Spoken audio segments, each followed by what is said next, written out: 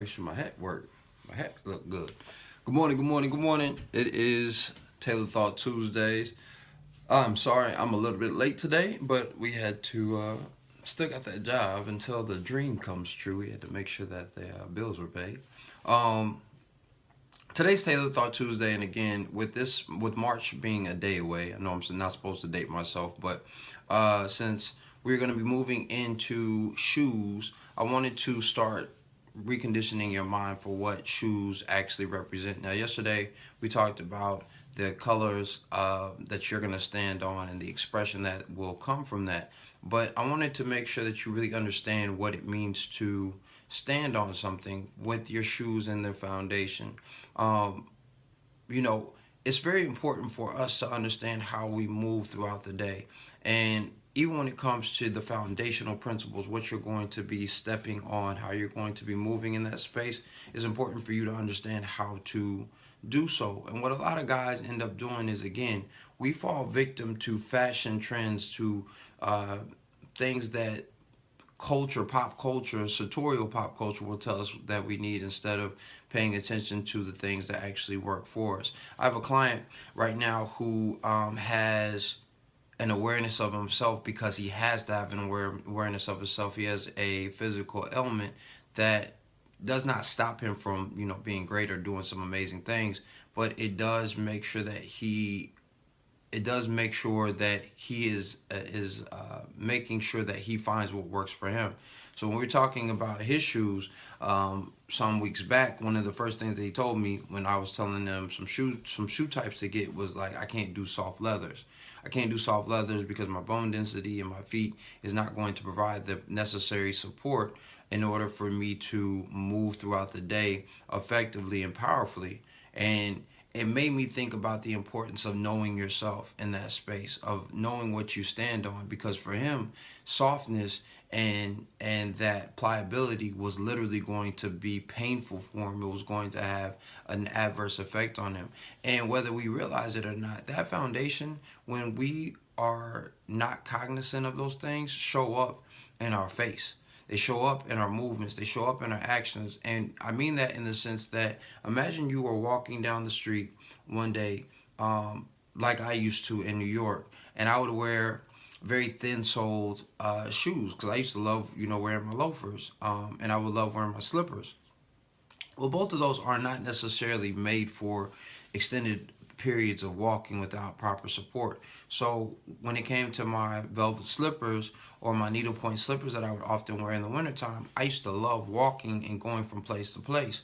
Well, the problem there was no support. So by block 20, my feet were killing me. My feet were throbbing, and because of that, then my legs would be burning. Then my back would be hurting, and not in a good burning way after you had a good workout, but in a space where it felt like I was putting too much pressure on joints.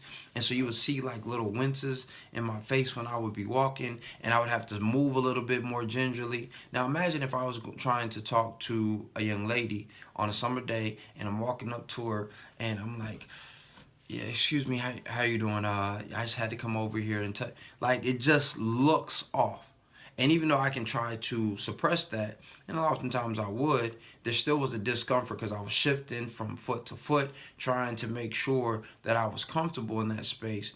And I wasn't. And so I was feigning comfort, I was feigning ease, I was feigning cool. And in the same space, if I was trying to get into a social engagement, or even when I was at work, if those shoes didn't fit me properly and I wasn't standing on a space that was for me, then I was automatically showing discomfort. I was not moving in a powerful space. And ultimately, your style should be powerful, and not powerful in an imposing or oppressive way, but empowering and for yourself as a reflection of your expansive energy, of your creative energy, and of your self awareness and self esteem and self respect, right, in that space. And so it's very important when we start talking about shoes as we go for the next course of the few weeks, that you really start getting your mind wrapped around what it means for you to stand on yourself, for you to stand on the things that actually works for you, and for you to stand on those elements that are going to